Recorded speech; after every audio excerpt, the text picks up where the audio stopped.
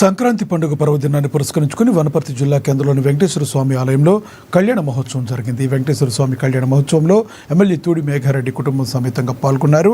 ఈ సందర్భంగా నియోజకవర్గ ప్రజలందరికీ సంక్రాంతి పర్వదిన శుభాకాంక్షలు తెలిపారు.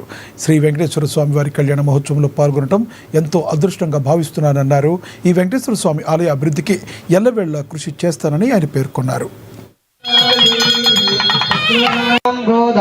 రెండో విడతగా 2026 ఎండింగ్ వరకు ఆ కార్యక్రమం 50 సంవత్సరాలు అయ్యేలోపు గౌరవ ముఖ్యమంత్రి గారు మొన్న అసెంబ్లీ అప్పుడు మాట్లాడినాం. అయ్యగారు చెప్పిన 5 కోట్లు చెప్పినాం, 4 కోట్లు 5 కోట్లు కావాలని. అవన్నీ తొందరలోనే తీసుకొచ్చి సరే ఆ పేపర్ వర్క్ టెండర్లు అవన్నీ ఎప్పుడైతే ఒక రోజు అడ్మిట్ అయినా ఆ మొత్తం దగ్గరుంటే పనిచేసే బాధ్యత నేను తీసుకుంటా. నేను